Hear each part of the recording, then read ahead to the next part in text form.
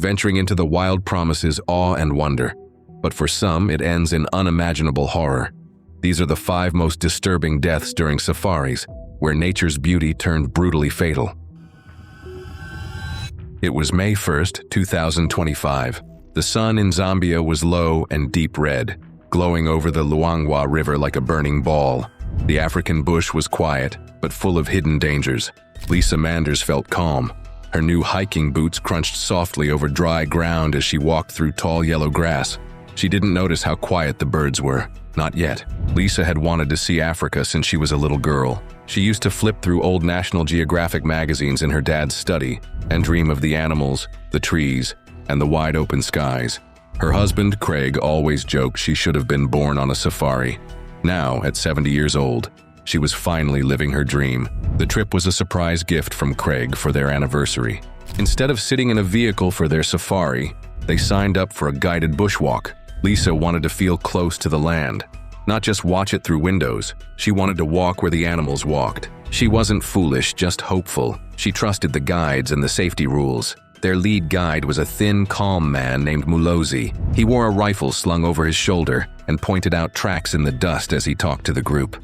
Lisa listened carefully. She loved every moment, saving memories in her mind like pages in a scrapbook. Lisa grew up in a quiet, ordinary town. She was never wild, but she always felt pulled toward adventure. She didn't break rules, but she liked to explore. After retiring, she had more time, but she also felt restless. Africa had always been her answer. For the first few days, everything felt magical. They saw giraffes up close. Lisa gasped as a huge elephant walked past them like a moving mountain. Even at night in their canvas tent, it felt perfect. She fell asleep to the distant roar of lions and the strange calls of hyenas. She kept a journal and sketched little pictures of birds and trees, but by the 4th day, something felt different. That morning, the air was hot and heavy, about 90 degrees Fahrenheit. It felt sticky, like the sky was holding its breath. The guides moved more slowly. Craig noticed the quiet first. The birds weren't singing.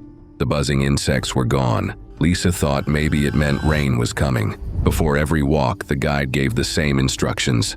Stay close, stay quiet, and never run. They followed a trail near the Luangwa River, which was high and muddy after recent rains. Hippo tracks lined the riverbank. Lisa stopped to take pictures. Some tracks were wider than dinner plates. Mulozi reminded the group to stay away from tall reeds. Hippos sometimes rest in shallow water nearby. Lisa nodded, but was watching a kingfisher bird flash bright blue across the river. Then it happened. First, there was a loud grunt from the reeds. Then, without warning, the water exploded. A massive hippo burst out, muscles rippling, water flying everywhere. Lisa was closest to the river. She tried to back away, but it wasn't fast enough. The hippo moved like a truck, over 6,000 pounds of power, charging with its huge mouth wide open. The animal slammed into Lisa. She was thrown to the ground. Craig reached out, but he was too far away. Lisa screamed, but the sound was lost in the chaos. The hippo's giant jaws bit down and tossed her like a toy. Her leg bent the wrong way. Something snapped. Her hip was broken. Mulozi lifted his rifle but paused. The hippo turned back, snorting and twitching its small tail. It charged again, this time with full force. It wasn't hungry. It was angry, protecting its space. Lisa tried to crawl away. She was hurt badly, her eyes wide with fear. The hippo clamped its jaws down on her chest. Her ribs cracked. Blood mixed with the muddy river water. Craig shouted, but the words were just noise. Mulozi fired. The first shot hit the hippo in its thick side. The beast roared and turned, but didn't stop. It charged a third time. Another shot rang out, hitting closer to the head. The hippo paused, then slowly backed up, making angry grunts. It slipped under the water and disappeared. Silence fell. Lisa didn't move. She lay in a shallow puddle, her blood spreading in the water. Craig knelt beside her, shaking, trying to stop the bleeding, but the wounds were too deep. Lisa's eyes looked up at the sky, but she wasn't seeing anymore. A rescue helicopter came, but it was too late. Lisa had already died. The safari camp shut down for a while. Officials came to investigate. The hippo was tracked and later killed, but none of that helped Craig. He had flown across the world to bring Lisa to the place she loved most. Now he had to fly home alone, her wedding ring in his pocket. Lisa's journal was found in the tent. Craig packed it with their things. Her last entry described how it felt to stand under an acacia tree as elephants walked around her. She didn't write about being scared. She wrote about beauty and wonder. Back in New Hampshire, a small memorial service was held at her favorite local park, but her heart stayed in Africa. The wild had taken her, not to be cruel, but simply because that's what wild places do. She stepped into its untamed heart and never stepped out. It was July 7th, 2024. The sun had just started to rise over the dry hills of Pilanesberg National Park in South Africa. Long shadows stretched across the dusty ground. The winter air was cool and dry. You could smell dust and wild grass in the breeze. Somewhere out in the brush, an elephant or a lion might be hiding. But that morning, it was a man, Carlos Luna, who stepped too far beyond the rules. He was full of wonder and excitement, but he made a deadly mistake. He didn't fully understand how dangerous the wild could be. Carlos was 43 years old. He came from a town in Spain called Ejea de los Caballeros. He owned a cleaning business, but his real passion was travel. He loved nature, adventure, and riding his motorbike through mountain trails. He always carried a camera and took pictures everywhere he went. He felt most alive when he was outside, far from cities and crowds. This safari had been planned for over a year. He went with his fiancée and 2 good friends. It was a trip he called a once-in-a-lifetime adventure. Pilanesberg is a giant park in a crater left by an old volcano. It's over 190 square miles and filled with wild animals: lions, rhinos, leopards, elephants, and buffalo. When visitors enter through the gate, they get a safety talk. The main rule is simple: stay in the car unless you're in a marked safe area. The warnings are there for a reason. But Carlos had traveled a lot. He might have thought those rules were just precautions. He wanted to get close to the animals and take photos without anything in the way. On the morning of July 7th, Carlos and his group had been driving for a while when they spotted something amazing. A group of elephants, 3 big ones and 3 babies, near a watering hole. Carlos raised his camera right away. The elephants moved slowly, their wrinkled gray skin glowing in the early sun. It was a perfect scene for photography. Then Carlos did something dangerous. He stepped out of the vehicle. His fiancée and friends begged him to stop. Other tourists in nearby cars waved and shouted, but he kept walking toward the elephants, his eye focused through the lens. What he didn't notice or didn't understand was that the elephants had changed their behavior. When elephants have babies nearby, they get very protective. The biggest female, the matriarch, noticed Carlos right away.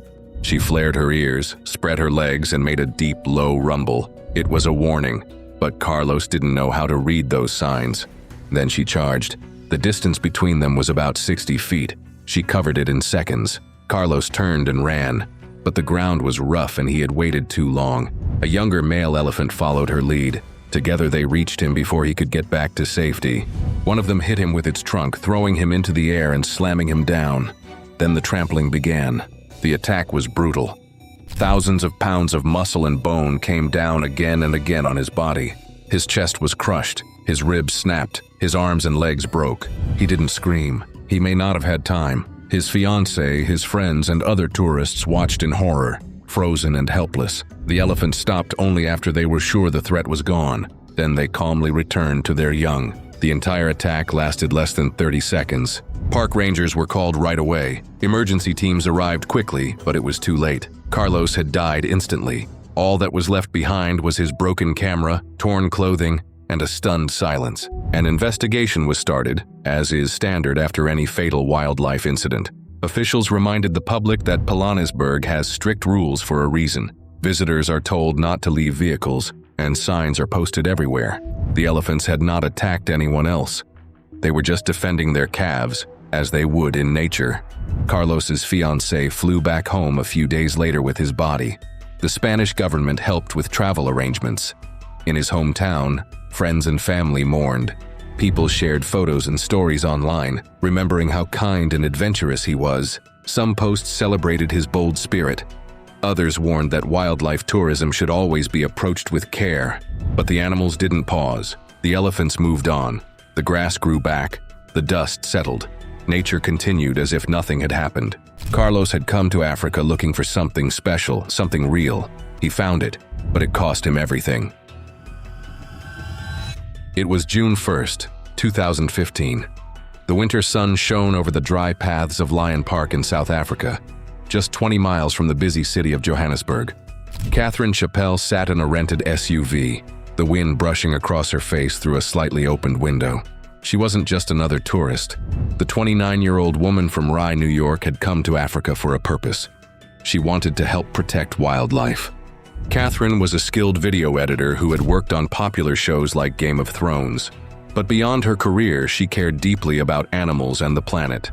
She had traveled to many countries like Haiti and Sri Lanka to help people and support good causes. This time she came to South Africa to work with a group called Wildlife ACT. They help protect endangered animals like rhinos and African wild dogs.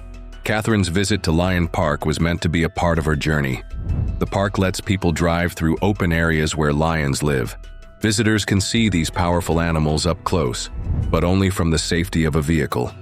One rule is repeated again and again. Keep your windows closed at all times. The lions may look calm, but they are still wild predators. That morning, Catherine entered the lion enclosure with a local guide. One of the lions they would see was a white lioness, known to the park staff. She was large and strong, about 400 pounds and 4 feet tall at the shoulder. Like many lions in the park, she was used to cars, but she wasn't tame. Lions may ignore vehicles, but if they sense a weakness, like an open window, they can react in an instant. As the SUV slowly rolled through the park, Catherine lowered her window. Maybe she wanted to take a better photo, or maybe she just wanted to feel closer to nature. Whatever the reason, it only took a moment. The lioness saw the opening and moved fast. She leaped onto the side of the car, pushed her paws through the window, and clamped her jaws around Catherine's neck. The guide shouted, honked the horn, and tried to drive away, but the lioness held on tightly. Catherine was pulled down inside the vehicle, badly hurt. The attack was over in less than 30 seconds. Catherine had been bitten in the throat. Her main artery was torn and she lost a lot of blood right away. She never woke up. Park rangers and emergency teams arrived quickly, but there was nothing they could do. She died in the front seat of the car. The guide, who tried to protect her, was hurt on his arms but survived.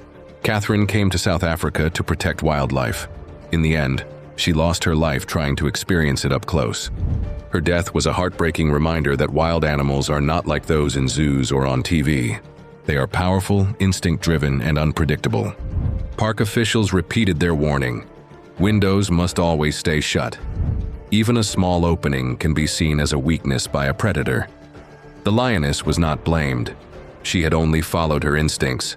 Catherine's family and friends were devastated, but many spoke of her bravery and the good she tried to do in the world. Her story spread across the globe, reminding people that while nature is beautiful, it must always be treated with respect. Catherine Chappelle came to help protect life. And even though her life ended too soon, her message still lives on. The wild is not a place for shortcuts, and respect is not optional. It's essential. It was March 26, 2019. The hot, dry air of Tsavo National Park in Kenya filled the sky with a dusty haze.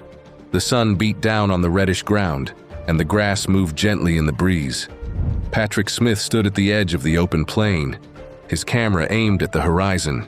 He was 34 years old and had come from Fort Collins, Colorado. He loved the outdoors and had spent most of his adult life hiking, climbing, and taking photos in wild places. This was his third trip to Kenya, but his first time deep inside Tsavo, one of Africa's largest game parks. Patrick wasn't just a tourist.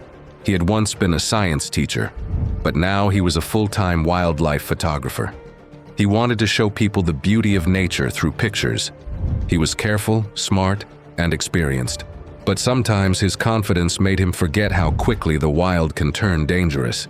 In Tsavo, the elephants are known to be aggressive. Many of the older males had survived poaching and were easily angered. Guides warned visitors to be cautious, especially around bulls that like to be alone. Patrick had read all the safety rules. He knew the risks, but he also trusted his instincts. That morning, he and his guide had been following a small herd of elephants.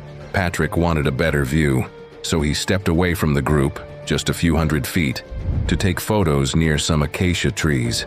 It didn't seem far, but in a place like Tsavo, that kind of distance can be dangerous.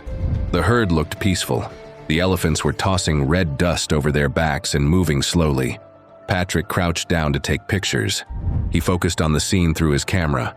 What he didn't know was that a bull elephant was nearby, watching from the brush. This bull was huge, about 11 feet tall and weighing nearly 13,000 pounds. He was older, used to being alone, and quick to see people as threats. He stayed quiet, hidden in the trees.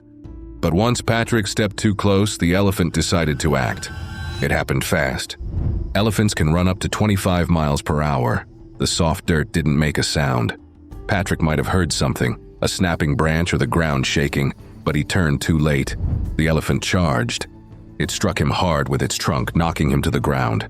Then it attacked again. Its tusks stabbed downward, cutting deep into Patrick's body. It threw him into the air like a toy. Then, to show its power, the elephant stepped on his chest. Bones broke. A lung collapsed. Other tourists nearby saw what was happening from inside their vehicles. Patrick's guide heard the noise and ran back, but he arrived too late. The bull elephant, now calm again, slowly walked back into the bush. Patrick lay still on the ground. His camera was broken, lying a few feet away. Park rangers and medical teams were called right away. A rescue helicopter left from Nairobi, but Tsavo is remote, and help took time to arrive. When medics reached Patrick, he was still alive, but badly hurt. He had broken ribs, a pierced lung, and was bleeding inside. They rushed to fly him to a hospital, but he died on the way. News of Patrick's death spread quickly. Conservation groups mourned the loss of someone who had worked to protect wildlife. His family shared a message saying he had died doing what he loved. Online, people shared his photos and memories. Many were heartbroken. Others used his story to remind travelers to respect the wild. Today, Patrick's name is mentioned during safety briefings for safaris. His story shows how even the most skilled and careful people can be caught off guard. In wild places, humans must be humble. Animals don't follow our rules. Nature doesn't offer second chances. Patrick came to Tsavo to photograph the wild. He wanted to understand it and share it with the world. In the end, he did, but the cost was his life. His final moments weren't in a city or in front of a computer. They were in the heart of the African wilderness, face to face with one of its most powerful animals. And when it was over, the land went quiet again. Just dust, wind, and the silence of the savannah. It was December 21st, 2022. Morning sunlight broke through the mist above Murchison Falls National Park in Uganda, casting a soft golden glow over the grasslands. Iman Shahani stepped out of the tour van, camera in hand. He was 30 years old and had come all the way from Egypt. As an engineer, he was careful and thoughtful, someone who planned every detail. But on this trip, he wasn't focused on work. He was here for something personal, to see Africa's wild animals with his own eyes. Iman loved nature. He wasn't looking for thrills. He just wanted peace, beauty, and the chance to take great photos. Murchison Falls was the perfect place. It's one of the largest parks in Africa, filled with elephants, lions, giraffes, and hundreds of other species. The guides made the rules very clear. Stay near the vehicle, never approach animals, and remember that wild animals can turn dangerous in an instant. That morning, the tour group stopped in the Parai area to take pictures. Most people stayed close to the van, but Iman slowly wandered away. Not far, just a few dozen feet, but enough to leave the safety zone. He had spotted a large elephant standing alone near some trees. It looked calm, its big body covered in red dust from the ground. Iman raised his camera, likely thinking he had time for a quiet photo. But he had made a mistake. The elephant was a bull, over 10 feet tall and known to park rangers for being aggressive.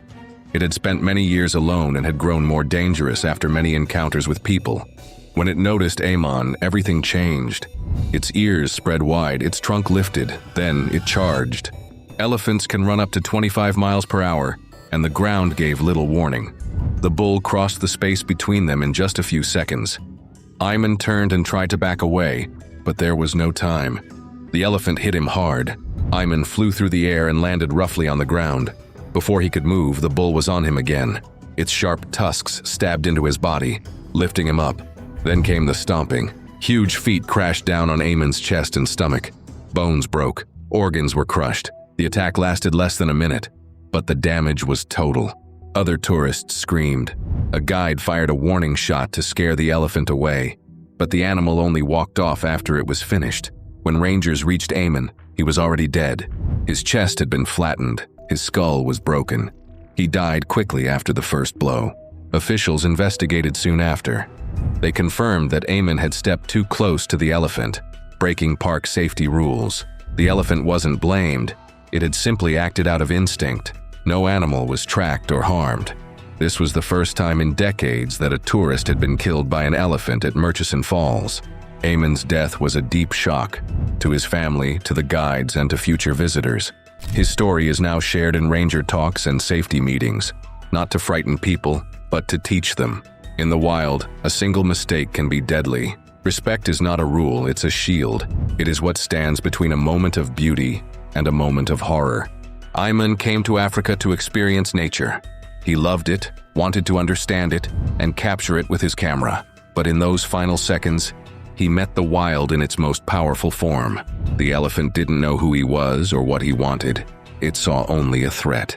Now the golden plains of Murchison Falls hold his memory, a quiet man who stepped too close and was taken by the very nature he came to admire.